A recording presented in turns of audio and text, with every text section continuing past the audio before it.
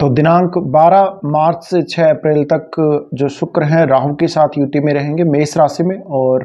ये जो मेष राशि में युति बन रही है कन्या लगन वालों के लिए, अगर इसका हम प्रभाव देखें तो कन्या लगन वालों के लिए सर्वप्रथम तो ये युति आपके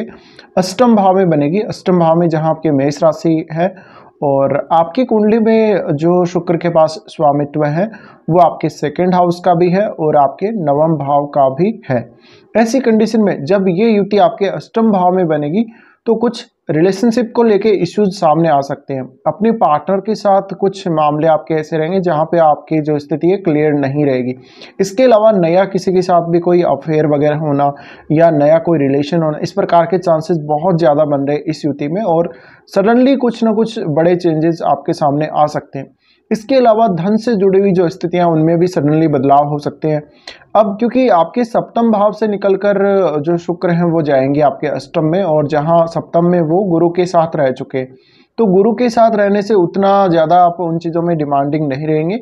लेकिन यहाँ पे जो शुक्र हैं वो जैसे ही राहु के साथ रहेंगे, यानी राहु के साथ जब वो युति कर लेंगे तो राहु अपना जो प्रभाव है शुक्र पर छोड़ेंगे और उस वजह से शुक्र वाली चीज़ों में थोड़ा ज़्यादा आप डिमांडिंग हो सकते हैं। तो जिन लोगों के भी रिलेशनशिप से जुड़े हुए इशू चल रहे हैं उनको थोड़ा ज़्यादा अलर्ट रहने की ज़रूरत है। इसके अलावा जिन लोगों ने अभी मैरिज कराया, अभी भी मैरिज कराया, जिन्होंने 5-6 महीने हुए हैं या 1-2 महीना हुआ, जितना आपको कम समय हुआ मैरिज करें उतना ज़्यादा आपके ऊपर इसका प्रभाव सडनली पड़ सकता है।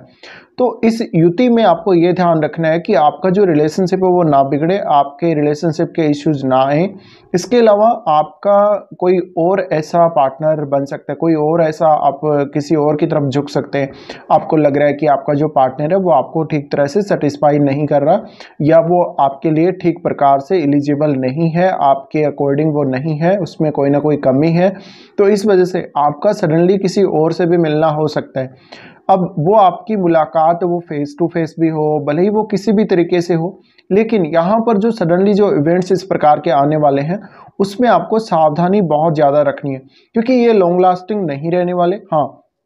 ये बात जरूर है कि अगर आपको कोई धन संबंधी लाभ होगा तो आपको सडनली ये लाभ होगा और इसका आप आनंद जरूर ले सकते हैं। इसके अलावा जो केतु आपके जो सेकंड हाउस में जो गोचर कर रहे हैं, कुछ हद तक आपके इस युति अष्टम भाव में होने की वजह से धन संबंधी जो समस्या है वो आपकी थोड़ी हद तक सॉल्व होगी और फैमिली के साथ भी आपके अच्छे रिलेशंस बनेंगे। लेकिन यहाँ पर कुछ मामलों में आप बहुत ज़्यादा डिमांड करने वाले, क्योंकि जो शुक्र के ऊपर राहु का प्रभाव रहेगा उस वजह से आप में थोड़ा सेटिस्फेक्शन की कमी रहेगी और इस वजह से जिन लोगों का भी अपने पार्टनर के साथ कोई विवाद चल रहा है या पार्टनर के साथ कुछ इश्यूज चल रहे हैं रिलेशनशिप को लेके, तो वहाँ पर कुछ हद तक ये चांसेस हैं कि आप थोड़ा बदलाव करने को जल्दी देखेंगे।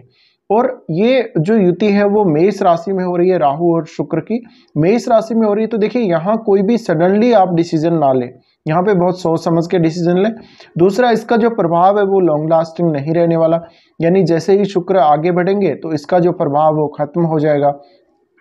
तो इस वजह से जो कुछ भी आपके साथ घटित होता है, जो कुछ भी आपके सामने जो इश्यूज आते हैं उनमें थोड़ा सावधानी से आपको कदम बढ़ाने की जरूरत रहेगी।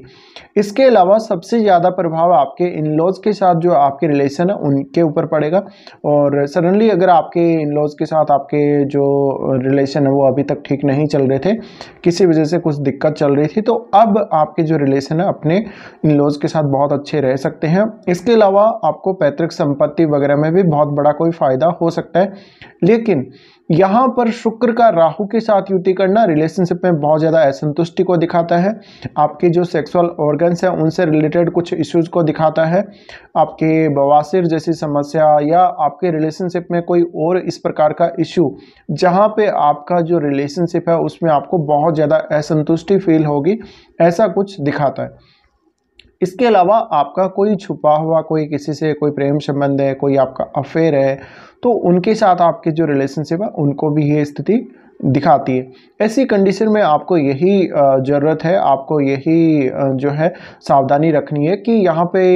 कुछ हद तक आपके सामने जो इस प्रकार के इशू आते हैं रिलेशनशिप से जुड़े हुए, तो कोई भी आपके सामने आता है या इस प्रकार का कोई आपके सामने ऑफर आता है तो उसको सडनली एक्सेप्ट करने की बजाय आपको थोड़ा ज़्यादा यहाँ पे सोचने की ज़रूरत रहेगी। अब ये जो युति बन रही है राहु और शुक्र की, तो इस युति में उन लोगों को बहुत ज़्यादा फायदा होगा जिन जिनका शुक्र से जुड़ा हुआ कोई बिजनेस है, जिनका ज्वेलरी वगैरह का बिजनेस है, जिन्होंने अपना पैसा कहीं इन्वेस्ट किया हुआ है, कहीं पर अपना कुछ सोना वगैरह या चांदी वगैरह कहीं पर आपने इस प्रकार की कोई ज्वेलरी आपने कहीं पर